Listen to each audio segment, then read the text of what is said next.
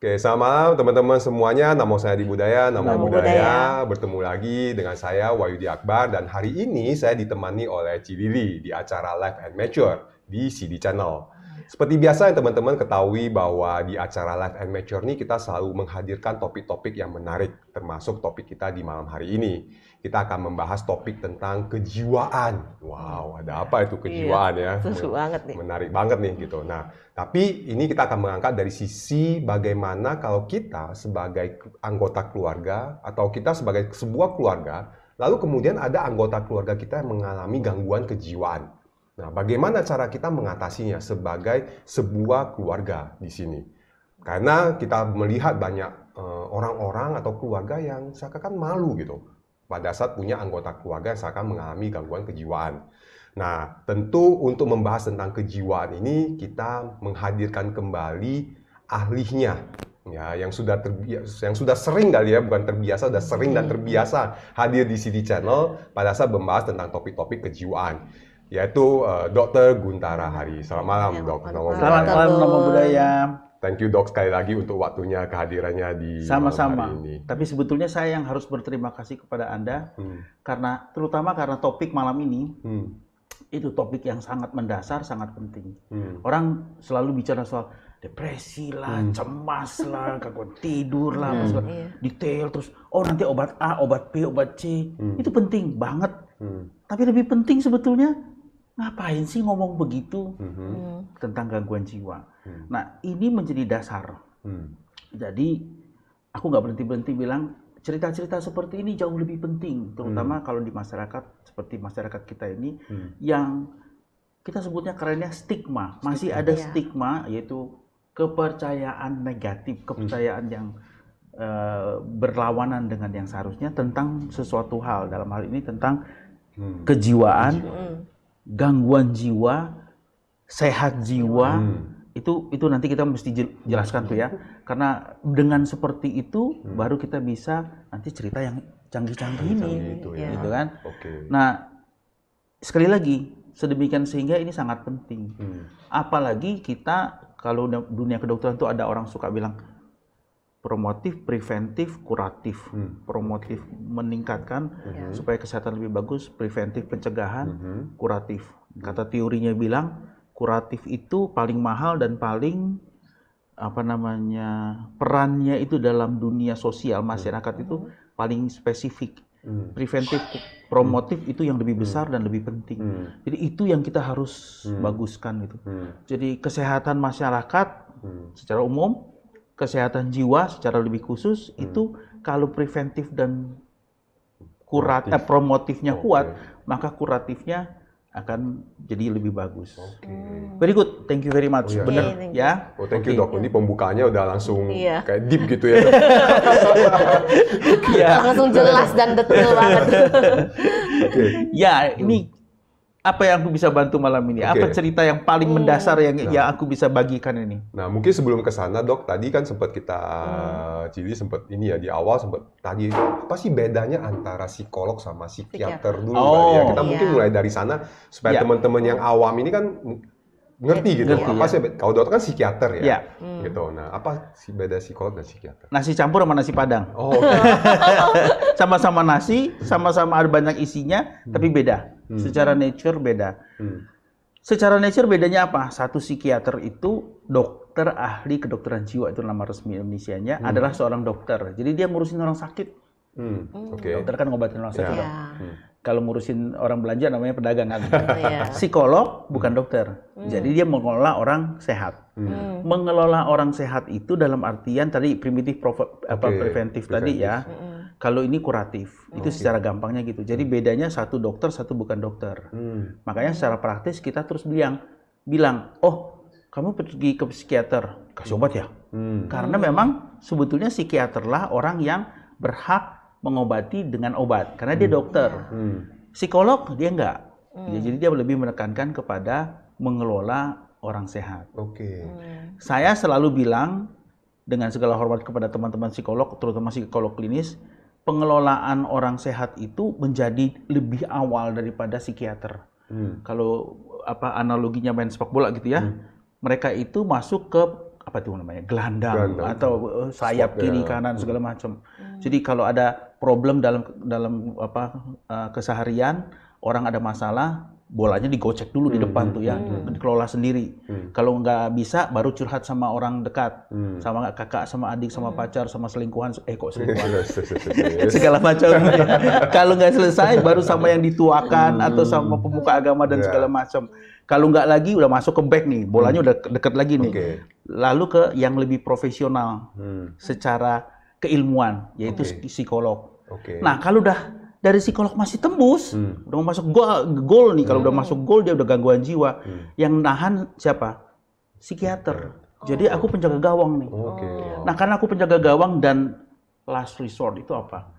Pertahanan terakhir. Aku nggak kayak yang lain-lain. Harus pakai tangan dan kaki. Pakai ucapan, omongan, konsultasi seperti psikolog dan lain-lainnya. Dan juga pakai kaki. Itu pakai kaki, terus pakai tangan. Apa itu? Obat. Jadi lengkap, segala daya upaya diberikan untuk mengatasi supaya nggak sampai gol. Karena kalau gol berarti gangguan jiwa.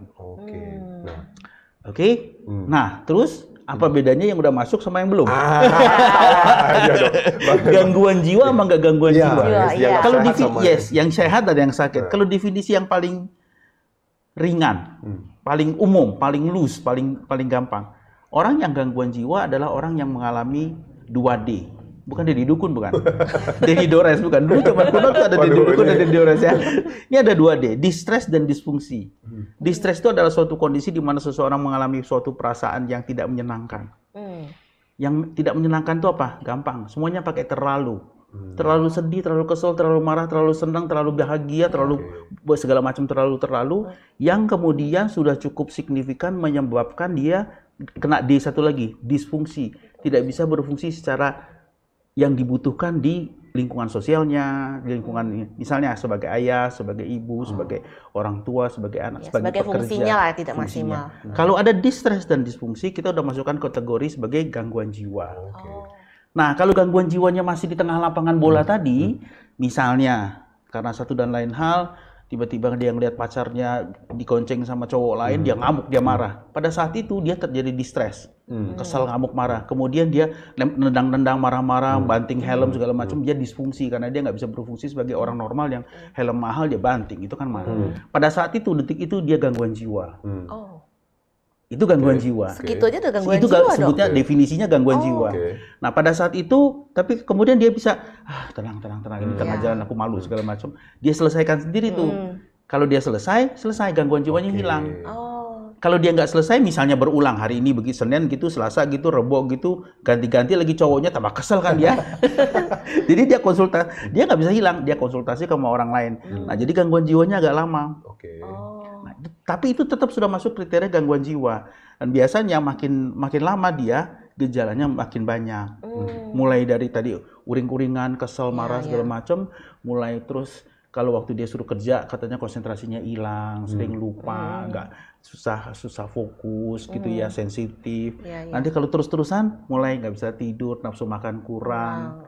Gitu kan, kerja apa-apa nggak mau, narik diri, uring-uringan. Terus kita terus panjang hampir dekat ke gawang. Mau bunuh diri tapi takut mati. Itu yang kalau diurut itu dari stres ke depresi ya dok ya? Yes. Berarti kalau kesimpulan saya yang tadi dokter cerita, berarti kita tuh sebenarnya harus menguasai emosi kita dong? Di depan tadi. Di depan tadi ya? Dan kalau sudah tidak bisa, mundur, jangan malu-malu panggil penjaga gawang, kalau nggak gol beneran. Seperti itu. Makanya lalu ada, saya sebutnya satu tim itu, jaringan itu harus jalan semua. Kalau itu nggak jalan, itu masalah. Makanya tadi di depan saya bilang, saya sebagai penjaga gawang nih senang banget nih disuruh ngomongin soal begini supaya nanti saya nggak kewalahan, bolanya terlalu banyak yang datang. Karena preventif dan promotifnya nggak optimal. Nah, ini yang tadi berarti jaringan yang barusan terakhir dokter ngomong ini yang akan masuk ke topik kita di hari ini adalah soal keluarga. Keluarga, iya. Peranan keluarga di sini. Saya ingat banget nih salah satu dosen saya, nggak usah sebut nama lah ya. Beliau bilang, kalau yang namanya ilmu kedokteran itu, kalau mau sembuh dalam jenjang kedokteran, ilmu kedokteran apapun, terutama tapi juga psikiatri, ada 4 unsur yang harus ada dan harus benar. Yaitu 1, ada dokter atau ahli yang mengetahui penyakitnya apa. Dia cari tahu gejalanya, kemudian diagnosisnya harus tepat, kemudian ada obatnya. Kalau nggak ada obat, nanti jadi dukun kita, capek-capek doang kan. Ya, harus ada obat yang tepat ya, harus tersedia obatnya, harus ada. Kemudian obatnya dikasih ke siapa? Pasien. Pasiennya mau nggak berobat? Nah, harus ada pasiennya harus mau berobat. Dan kemudian yang kita mau ngomong, dokternya ada, obatnya ada, pasiennya ada. Yang beliin siapa? Keluarga. Yang ngasihin siapa? Yang ngawasin siapa? Keluarga. Jadi 4 ini penting karena satu saja hilang, nggak bisa dia. Dan 4 ini sejajar, nggak kayak tangan aku ada panjangan yang pendek, enggak. Tapi sejajar dia, ya sama pentingnya gitu ya. Kalau dokter doang, ya cuma ceramah doang seperti sekarang nih kan. Kalau obat doang, ya obat aja, salah pakai kan segala macam. Kalau pasien doang, cuman komitmen doang, tapi nggak bisa ada yang bantu dia kan susah. Keluarga aja, cuma keluarga aja. Jadi semua 4 harus ini. Jadi itu penting sekali dan salah satu hilang, terutama kalau keluarga hilang, ya sangat sulit bagi yang lain untuk bisa menjalankan perannya dengan baik. Begitu. Oke. Nah ini yang menarik dok, kan tentang keluarga ya. Kita masih menemui ya dok di saat ini bahwa keluarga ini kayak yang tadi kejiwaan itu seakan sesuatu yang tabu atau mungkin karena nggak tahu atau apa gitu ya. Nah, dari pengalaman dokter terkait dengan situasi keluarga itu bagaimana mereka berperan atau apa sehingga dapat membantu gitu kalau ada kondisi anggota keluarga stres. Kalau tadi dari teori tadi kita udah jelas ya bahwa keluarga itu sama pentingnya dengan yang lain. Sedemikian sehingga pengetahuan keluarga ini dalam hal ini untuk gangguan kesehatan jiwa juga harus cukup supaya dia bisa menjalankan perannya dengan baik. Salah satu yang paling penting adalah bahwa keluarga itu seringkali menjadi spotter itu apa? Orang yang pertama kali atau pihak yang pertama kali mengenali gangguan jiwa. Garda ke depan lah. Garda terdepan dia pertama kali. Ini orang ada masalah nih. Tahu dari mana? Bengong terus dari tadi. Atau kalau yang agak ekstrim, dia ngomong sendiri, ketawa sendiri. Atau ini orang kok biasanya ceria segala macam kok jadi murung. Atau biasanya dia keluar kamarnya kok di dalam kamar bisa satu harian. Gitu. Biasanya dia baik, ramah segala macam kok sekarang ngamuk-ngamuk, caci maki, marah-marah. Hal-hal kecil seperti itu spotternya yang melihat pertama kali ya itu biasanya adalah tentu saja orang yang selalu dekat dengan dia kan, keluarga. Keluarga dalam hal ini bisa berarti dalam keluarga yang beneran keluarga ayah, ibu dan saudara atau keluarga kita seperti sekarang ini ada di satu tempat kerja, di tempat lingkungan apa segala macam. Nah itu yang paling penting. Problemnya di dunia nyata spotternya pinter tapi dia menganggapnya itu sebagai hal yang lain. Apa yang paling sering? Kurang iman lu. Jadi kayak malah nganggap remeh, malah menyalahkan. Kurang tegar lu. Lebay. Kalau nggak dia nangis, cemen. Bahasa sekarang ya. Cemen, lebay, apa segala macam. Yang, nih sekarang aku ada kesempatan untuk bilang itu kontraproduktif. Jadi itu membuat orang menjadi lebih tidak punya akses, tertutup betul, nggak punya akses ke situ. Jadi yang harus diatasi pertama itu adalah itu tadi. Saya tadi udah sebut kata-katanya stigma. Jadi bahwa yang namanya gangguan jiwa itu dalam hal ini yang itu gangguan kita sedang cerita gangguan jiwa itu bukan dianggap sebagai hanya sekedar yang gitu tadi ya nomor 1. Nomor 2 juga salah satu stigma yang sering ada di masyarakat. Ya ini sebetulnya aku ngomong dari ceritanya dari tengah bukan dari awal. Artinya ya ini terjadi karena fenomena di masyarakat juga. Kalau kita pergi ke psikiater itu sama dengan orang bilang jangan lu nanti terperangkap lu jadi minum obat terus nggak bisa berhenti obatnya ketergantungan, kecanduan, rusak ginjal, rusak liver segala macam. Saya sebagai ahli jiwa dengan ini protes, itu semua nggak benar. Yang benar cuma satu, merusak kantong. Jangan direkam dari kamar. Artinya yang lain itu enggak sebetulnya. Ya karena apa? Karena yang kejadian sebetulnya adalah itu interaksi dari Anda itu tadi bukan kurang tegar, kurang apa, ada penyakit, tapi karena didiamkan jadi berat sehingga harus diobati dengan yang lebih susah. Ya itu tadi kuratifnya jadi berat kalau preventif dan promotif nggak jalan. Nah, berarti ini kembali ke soal knowledge dari anggota keluarga itu sendiri. Ya betul. Dan tadi maksudnya karena ya mungkin karena kebiasaan tidak ada edukasi itu, jadi misalnya ada anggota keluarga kita yang tadi mengurung ke kamar atau apa, kemudian kita malah tidak siap menerima situasi itu, atau malah marah-marahin lagi gitu. Kenapa kamu begini atau apa gitu.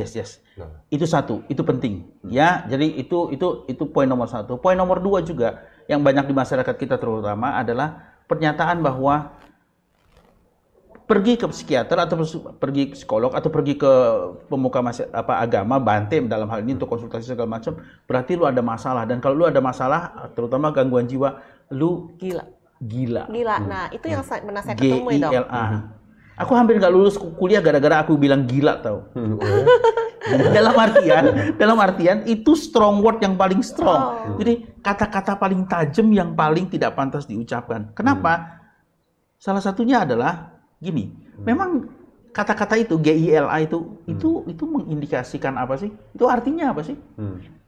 Sakit jiwa? Enggak. Oh, jadi? Loh, gila, mobilnya keren bener ya. Gila, kaya banget dia. Kayaknya jadi wow ya. Iya, gila, pinter banget ya. Kan gila. Gila, lama bener nih. Jadi gila itu apa definisinya? Gila, gemuk banget. Apakah berarti lalu dia sakit? Belum tentu kan. Jadi gila itu sebetulnya kalau mau dibilang lebih detail, arti medisnya itu juga jadi samar-samar banget. Padahal kalau mau gila yang kita mungkin omongkan itu dengan gangguan jiwa, itu lain lagi ceritanya kan. Gangguan jiwa tidak itu. Jadi definisi gila itu nggak bisa nyampur ke situ. Depresi, cemas, khawatir, terus nanti ada yang namanya psikotik, namanya apa, fobia segala macam. Itu kalau mau digolongkan gila semua kacau tuh karena dia terlalu luas. Satu, dua, sementara gila itu sendiri dalam masyarakat sudah merupakan kata-kata yang stigmanya negatif, aib. Kalau kita, siapa yang mau dibilang gila? Padahal kalau ditanya, gilanya apa? Nggak tahu.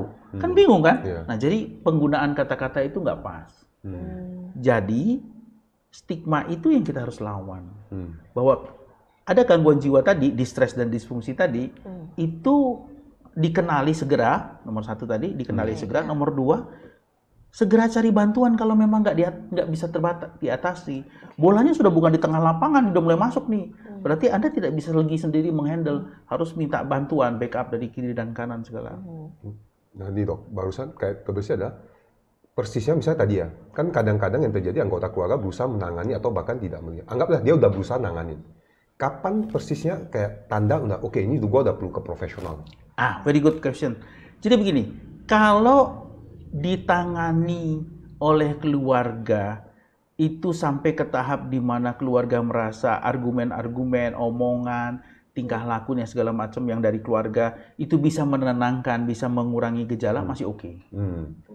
Ya, misalnya banyak sekali orang yang apa ceritanya?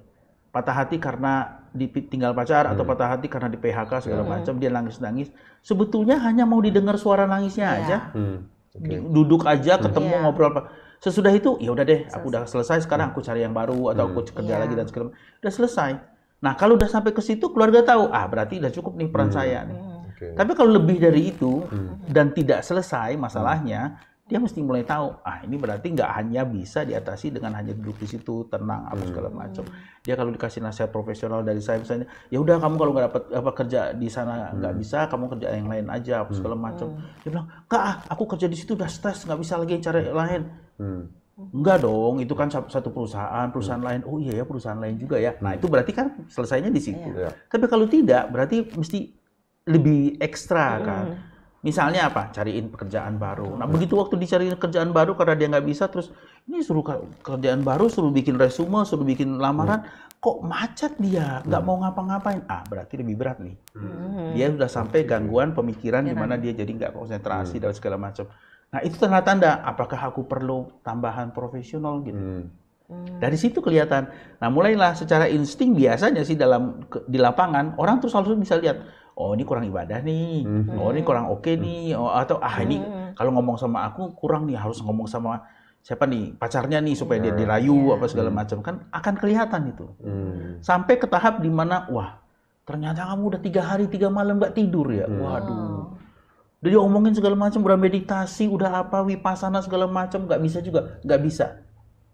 Ini harus obat. Baru kita masuk ke situ. Iya kan?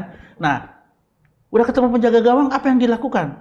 Nggak langsung ditangkap bolanya, ditendang dulu. Artinya si penjaga gawangnya, si ahli jiwanya juga mulai menanyakan lagi dan kemudian mengelola lagi sebisanya seperti apa yang akan ditangani, kalau perlu baru diatasi. Oke. Ya kan? Nah, agak panjang dikit ceritanya. Kalau sudah sampai ke psikiater, dia akan lihat gejala yang muncul apa, kemudian penyebabnya apa, dan kemungkinan apakah bisa didiskusikan tentang bagaimana cara mengatasi penyebab ini. Jadi konsultasi psikiatri, wawancara psikiatri itu juga bagian 50%, bagian yang penting itu 50% dalam pengobatan. Oke. Jadi kita pergi ke psikiater itu sebetulnya juga bukan cuman, dok, obat tidur dok, 10 hari. Bukan gitu doang, ya. Tapi lebih ke, oke, ini masalah saya, ini yang saya sedang hadapi, ini gejala yang saya rasakan, nggak bisa tidur, mual muntah, nyeri ulu hati, keliengan dan segala macam gitu ya, gelisah, sesak napas, fobia dan segala macam. Gimana ya cara ngatasinnya? Solusinya di mana? Ini arahnya kemana? Penyebabnya apa? Biasanya kita diskusi.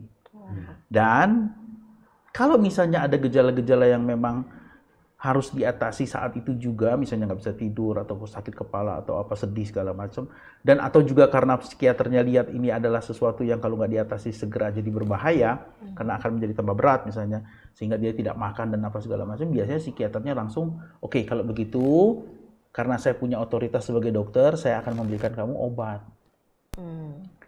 Bukan hanya untuk menghilangkan gejala, tetapi membuat Anda punya kesempatan kalau gejalanya sudah terkendalikan, bisa mengelola penyebabnya. Ya, makanya tadi saya bilang, obat gangguan jiwa itu nggak bakal merusak liver, merusak apa, karena dokternya pasti pakai yang itu kan. Bagaimana caranya supaya dosisnya pas, gejala jenis obatnya pas, dan pemakaiannya juga pas. Jadi tidak terjadi penyalahgunaan zat. Khawatir yang itu. Cuman tadi aja, rusak kantong aja nggak bisa. Oke, dok, saya ada pertanyaan nih, pulang ke Bersit ya. Kalau tadi kan kita bahas tentang orang dewasa. Ya. Bagaimana kalau untuk anak-anak, dok? Sebetulnya prinsipnya sama aja, cuman bagaimana caranya kita membuat anak itu communicable, bisa apa namanya interaksi dengan kita sehingga dia bisa menyampaikan ceritanya ke kita. Ini kalau mau cerita teori ya, kalau pergi ke psikiater atau psikolog yang ngurusin anak, senjatanya si psikiater bukan mulut doang kayak aku sekarang ini, tapi biasanya kita pakai dunia anak. Apa itu dunia anak? Pensil, warna, kertas, gambar, lagu, film, apa cerita, segala macam. Pada prakteknya bahkan kadang-kadang itu anak itu sambil gambar sambil cerita, sambil main boneka sambil cerita, supaya dia bisa mengungkapkan. Itu teorinya. Artinya itu tadi intinya sebetulnya bagaimana anak itu bisa communicable. Itu sebenarnya juga sama orang tua sama, lain bahasa juga sama, lain budaya sama sih. Oke. Karena kan menurut saya tuh kan kita sebagai misalnya kita yang sebagai orang tua harusnya kan tahu dulu nih anaknya yang suka temperamen, emosi. Nah, kalau dari sejak dini kita sudah tahu, kita kan jadi bisa misalnya menghandle lebih awal juga, tidak sampai terbawa sampai dia dewasa. Tadi aku tertawa sedikit ya. Itu betul. Tapi itu agak nggak fair tau. Nanti orang banyak yang takut punya anak loh. Jangan ngomong gitu. Oh gitu. Serius karena ternyata banyak orang tua yang ternyata jadi orang tua kayak gini ya. Kok aku nggak nyaman banget ya? Nggak gampang loh sebetulnya melihat apa anaknya itu butuh sesuatu dari cuma tingkah lakunya aja. Terutama kalau sudah remaja ya, masuk ke 8, 9, 10, 11, 12 tuh. Lu kok nggak ngomong sih? Kan papa nggak tahu. Si anaknya kesel. Aku udah berlinang air mata-mata, udah bengkak atau segala macam ya. Baru ketahuan, sepatunya ternyata sebelah robek. Papa mah nggak tahu, papa mestinya lihat dong, aku udah terpincang-pincang jalannya segala macam. Papanya nggak ngerti apa segala macam. Itu secara fisik begitu ya kelihatannya. Secara mental lebih susah lagi kan. Bagaimana misalnya, apalagi terutama mohon maaf seribu ampun ini aku ngejek banyak orang nih, mungkin juga termasuk aku, orang tuanya yang lebih banyak keluar rumah daripada di dalam rumah. Ya kan, di dalam rumah cuman ketemu anak cuman dalam total 24 jam, paling 1 jam 2 jam, terus bisa ngelihat anaknya ekspresi wajahnya gimana, sedih apa enggak, dibully apa enggak sama temennya segala macam, padahal di rumah dia ceria-ceria aja. Ini belum tentu bisa. Tapi tadi kuncinya tetap communicable. Makanya ini didengar anakku nggak ya? Aku tuh tiap kali kalau ketemu anak aku bilang, kemarin, besok ada ulangan ada PR nggak? Ada ulangan ada PR nggak? Selalu aku tanya, karena jujur aja itu adalah perkataan opening statement yang paling nyambung. Iya, benar. Dengan Saya juga dunianya sama saat kayak Dengan Budi. dunia saat itu. PR nggak? Besok PR, besok ada ulangan. Dari situ bisa klak masuk, oh ya masuk ke dunia anak. Terus terang nggak semua gitu, tapi ya ini aku senang Anda tanya, jadi aku bisa cerita bahwa memang ya kadang-kadang memang harus begitu caranya. Sama dok, saya juga begitu tuh, anak saya di situ. Iya, kadang-kadang kita begitu kan ya. Tadinya ada PR nggak, ada ujian nggak gitu. Iya. Kadang-kadang ini papa ini annoying banget, bolak-balik katanya begitu. Habis kita mau ngomong apa lagi kan? Iya. Gimana pacarmu? Kan susah juga ya ngomongnya. Kira-kira begitu. Iya. Nah, ini yang menarik kalau misalnya tadi ya dok, artinya nih, dalam konteks keluarga yang kemudian, saya kebayang sama saya gini, masalah kejiwaan ini kan sesuatu yang tak terlihat. Kalau sakit itu kayak langsung clear, kayak gampang kerasa gitu. Masalah kejiwaan itu kayak sesuatu yang nggak kelihatan. Terus kemudian, misalnya saya tadi menganalogikan saya nih, saya melihat ada anggota keluarga saya, mungkin dia marah-marah atau apa. Saya mungkin akan anggap itu biasa, karena saya juga seperti itu misalnya. Karena saya juga marah atau apa, itu kayak bagian dari hidup kan, dok. Sehingga saya tidak menganggap itu sesuatu yang punya masalah dengan kejiwaan. Tapi kan nggak aware bahwa ternyata itu dapat jadi sebuah masalah besar bagi orang tersebut gitu. Betul. Nah ini sebagai keluarga, satu keluarga, how gitu dok? Maksudnya kita sebagai keluarga ini untuk understanding dan sehingga kita dapat preventif lebih cepat gitu dok, nggak yang tunggu mungkin udah sampai parah, udah mau loncat gitu. Iya, betul. Itu problem yang mungkin karena jawabannya juga mengambang nih. Terus terang aja, ini jawabannya jadi mengambang. Karena kalau spotternya, orang yang melihat kitanya juga nggak aware, memang sulit banget. Psikiater ya, seperti aku ini, kan manusia juga punya karakter tertentu juga segala macam. Seringkali diingatkan oleh yang lebih senior atau guru waktu itu bilang, Gun, kamu tuh orangnya optimis ya. Jadi kalau kamu ngelihat orang yang sensitif, yang pesimis, kamu lebih sensitif. Tapi kalau kamu lihat yang orang optimis berlebihan, kamu seringkali nggak bisa lihat loh. Hati-hati loh. Misalnya gitu ya. Ada psikiater lain yang mungkin nggak sebawel aku, diam apa segala macam. Kamu tuh orangnya pendiam ya. Nanti kalau kamu lihat ada orang keluar pasienmu yang juga pendiam, yang apa segala macam, kamu harus hati-hati. Jangan-jangan orang itu udah depresi. Kamu nggak ngeh karena kamu pakai standarmu sendiri. Aku mau bilang artinya gini, karena yang spotternya, yang kitanya keluarganya itu pakai standar kita, maka bahkan pada yang profesional pun kita harus hati-hati, apalagi tidak profesional. Oleh karena itu solusinya, ini yang aku bilang ambigu, ya tetap kontak di antara orang keluarga itu harus ada. Jadi jangan misalnya orang tua, nggak bisa mamanya aja yang lihat. Harusnya mamanya komunikasi dengan papanya. Kok si Anu kayak gitu ya? Atau kakaknya dengan adiknya. Jadi pemecahan masalahnya adalah tidak dari satu orang. Iya, bukan dari satu kacamata aja. Dari satu kacamata aja, 2, 3, 4, 5 orang yang lihat. Iya, supaya penilaiannya lebih objektif. Bukan dari subjektifnya dia doang. Teorinya gitu, praktiknya gimana? Ketemu aja jarang. Itu masalah ini masalah saat ini. Akhirnya kembali lagi ke kata tadi, communicable. Jadi kita tuh memang kadang-kadang lupa sih. Zaman kuno dulu makan siang, makan malam, makan siang, makan pagi yang mau makan malam rame-rame satu keluarga kan. Kita kan sekarang jarang ya. Sekarang apalagi kalau udah makan keluarga akhir minggu itu sangat ditakutkan. Kenapa? Budgetnya gede kan. Makanya di mall mahal. Jadi nggak ada. Ya, padahal sebetulnya makan sama-sama itu di meja makan itu salah satu waktu kita untuk bisa rame-rame melihat, oh iya memang dia agak murung nih. Yang sih bilang, iya betul dia agak murung. Kenapa? Ada masalah apa di sekolah atau gimana? Itu biasanya bisa. Ya sekali lagi itu teori ya. Prakteknya gimana? Ya itu kita lihatlah dinamika. Kadang-kadang ada yang nggak ketemu seminggu dan segala macam. Jadi makanya kita harus develop, kita harus mengembangkan komunikasi yang baik antar anggota keluarga itu bisa kita saling lihat gitu ya. Aku suka ngomong, ini rumah dengan isinya atau kos-kosan. Datang masuk kamar udah gitu. Ya, blek aja. Jadi tempat tinggal untuk tinggal itu hanya numpang makan, numpang tidur, numpang mandi. Yang lain nggak tahu siapa. Nggak tahu. Itu repot. Ya, itu yang harus dicegah. Ya, jadi itu penting. Itu menjadi penting saat Iya. apalagi di situasi saat ini Iya. ya, maksudnya yang Semuanya dimana udah sebagai jet juga. sebagai sibuk, ekonomi Sibuk. jadi Yes, masalah. yes, yes. Sedemikian sehingga aku juga kadang-kadang praktekin sendiri. Manggil anak tuh pakai gadget. Oke. Kayak orang di dalam rumah gitu. Iya, kayak orang kaya raya kan.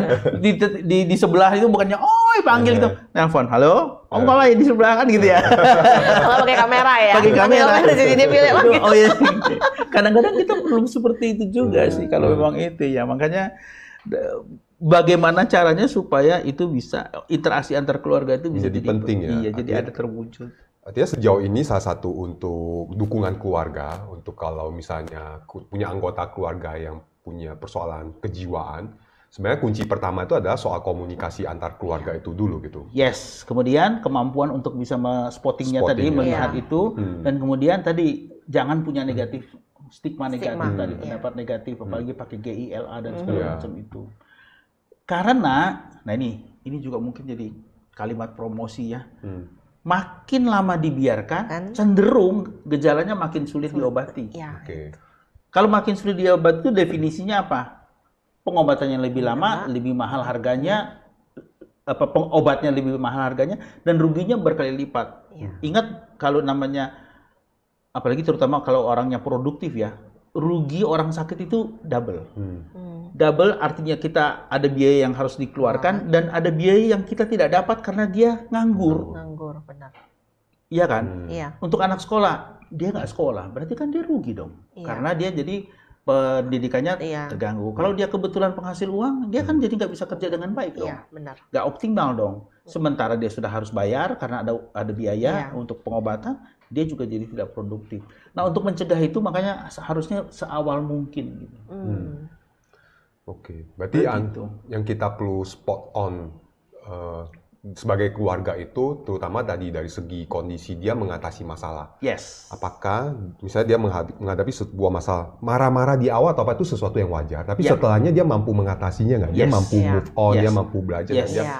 Yes. berfungsi kembali Yes. dengan baik Yes. atau tidak Yes. gitu. Yes. Yes. Itu kalau dia tidak, berarti itu menjadi sebuah tanda di awal bahwa ada gejala. Yes. Jadi kalau tadi pakai analogi sepak bola, bolanya udah dekat ke Udah gawang mendekat, tuh.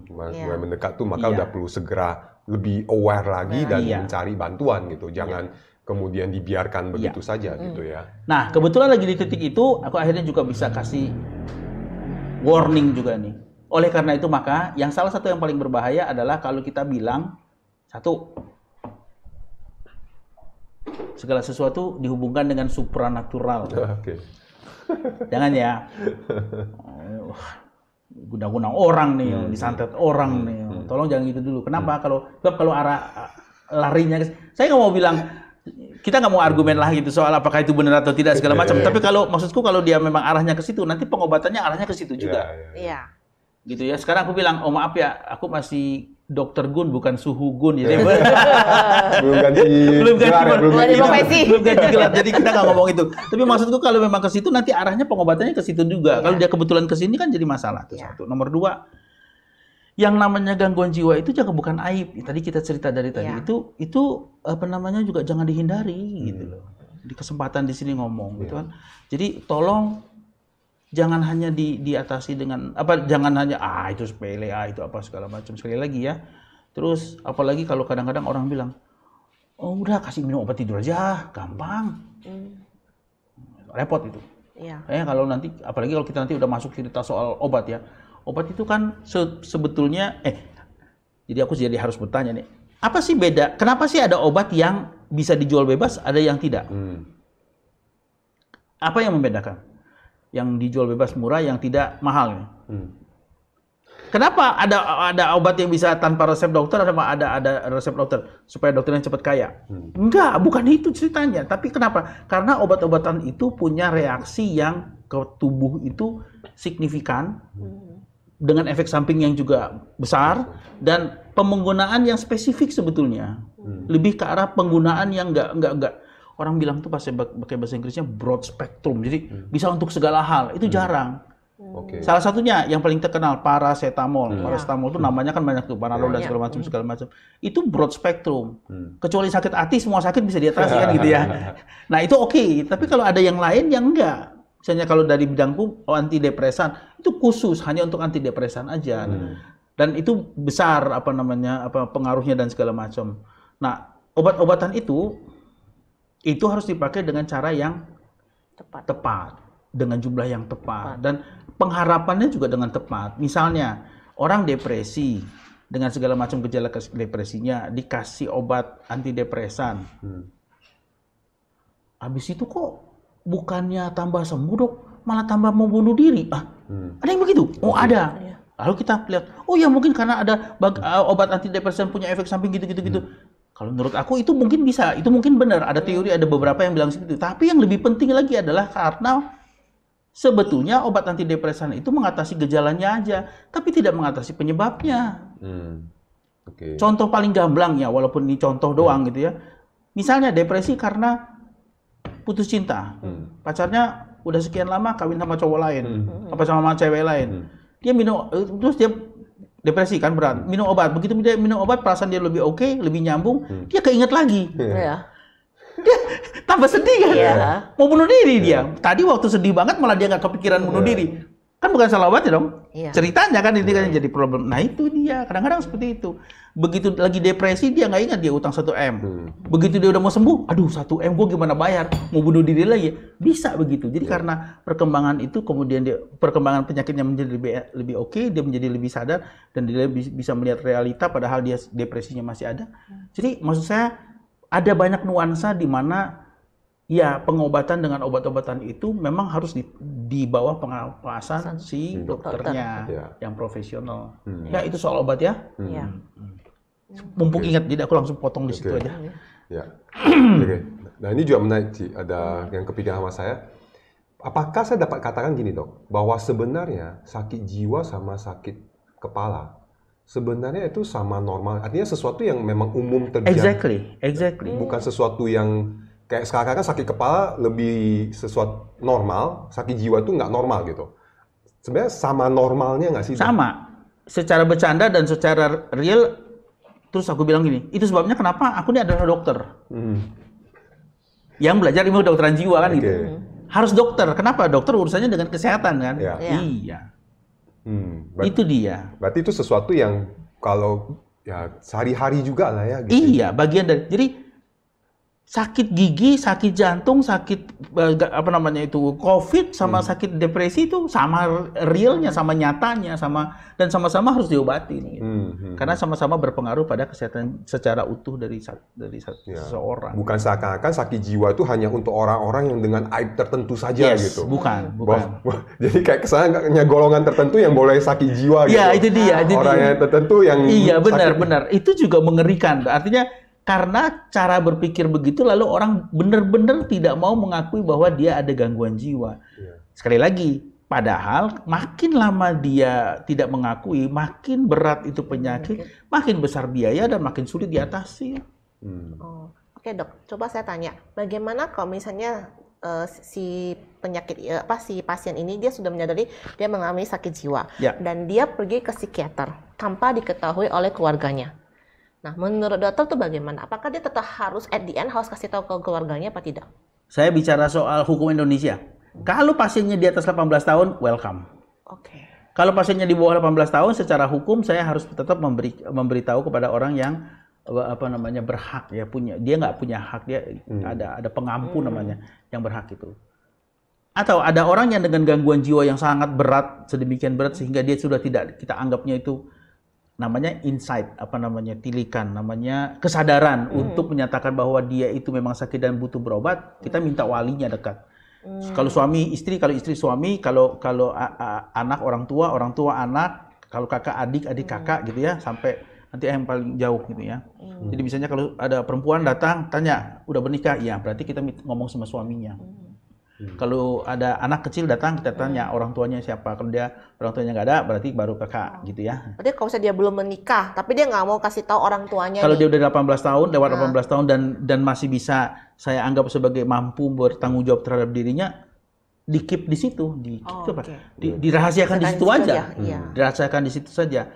Dan pada kenyataannya, justru dengan bersikap seperti itu, kita membuat dia masih Jadi kooperatif gitu ya, kerjasama masih ya. Karena kalau enggak, dia bilang, aduh ini penyebar aib. Seringkali aku malah bilang kalimatku yang paling sering aku sebutkan, jangan khawatir, Dokter Guntara ini adalah seorang dokter yang udah disumpahin orang, jangan khawatir. Gejalanya nggak bakal keluar dari mulut dan dari ruangan ini, karena udah disumpahin. Kalau sembarangan, itu bisa tindakan kriminal. Seringkali aku bahkan sampai secara nyata begitu mengingatkan, karena orang lalu kalau nggak mau keluar. Jadi seperti itu ya.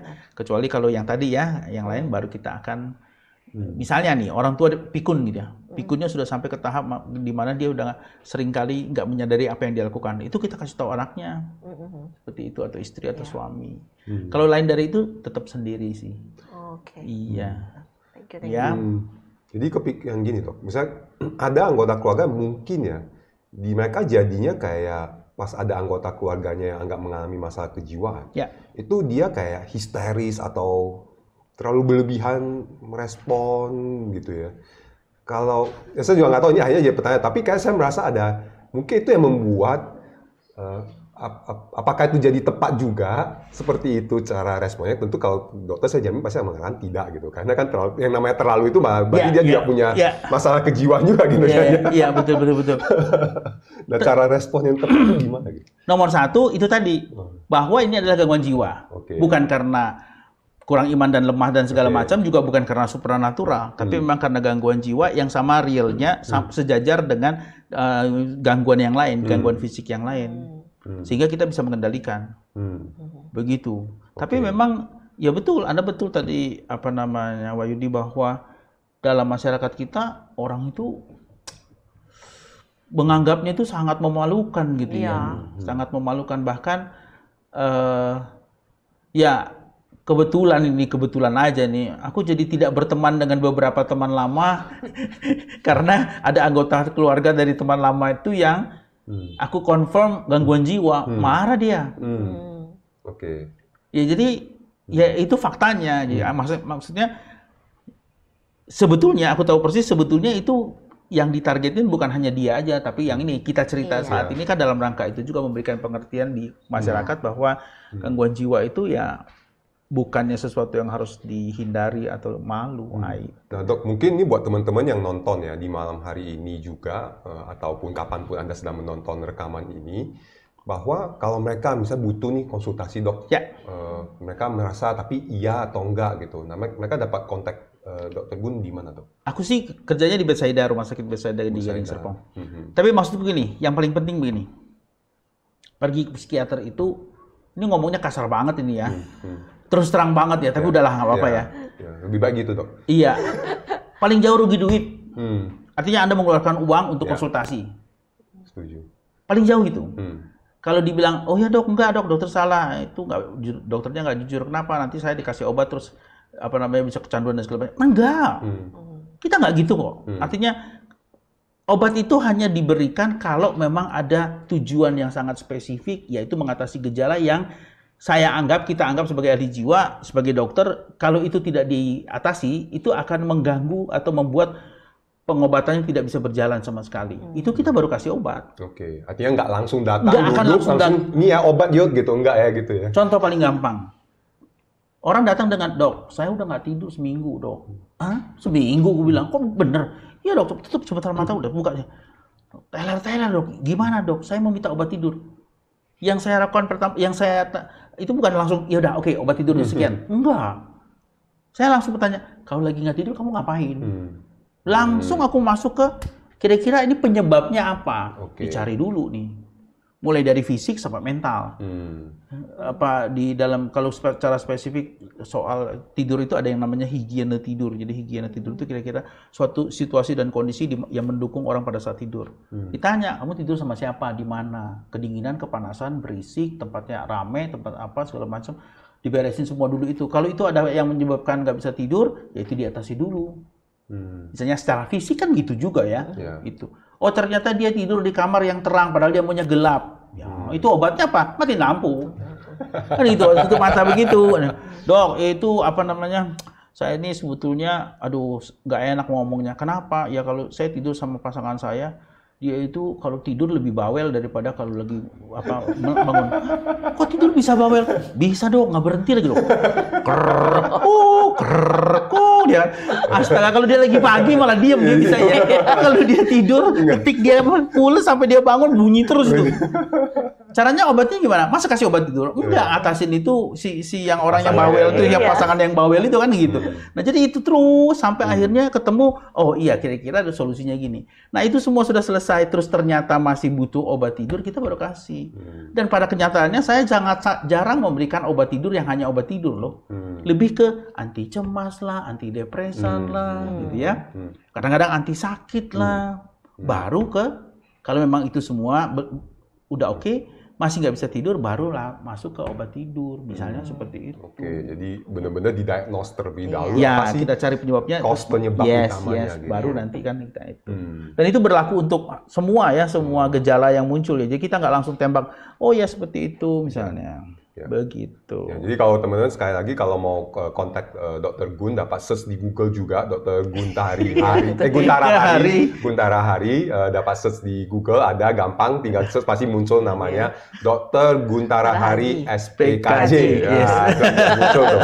Ya, tinggal search klik aja gitu, atau teman-teman juga kalau misalnya butuh kontak ya dapat menghubungi kami di rumah konsultasi CD. Ya, teman-teman dapat kontak ke kita bahwa di CD punya sebuah layanan sosial, yaitu ada rumah konsultasi CD yang untuk memberikan bantuan konsultasi dengan para profesional yang memang ahli di bidangnya secara gratis untuk pertemuan pertama ataupun pertemuan kedua. Tapi bila ada perlu penanganan yang memang sangat profesional, maka itu akan dikembalikan kepada konsultan masing-masing. Nah, teman-teman dapat menghubungi di 0811 9873 300 ya. 0811 9873 300. Oke, kita udah di penghujung sesi ini, Dok. Ya. Seperti biasa. Apa pesan yang dapat disampaikan kepada para keluarga? Satu, bahwa yang namanya gangguan jiwa itu nyata. Dan bukan sekedar GILA, tetapi gangguan kesehatan yang perlu penanganan. Dua, yang namanya gangguan jiwa itu tidak dihindari oleh karena itu, tapi harus dikelola. Ya kan?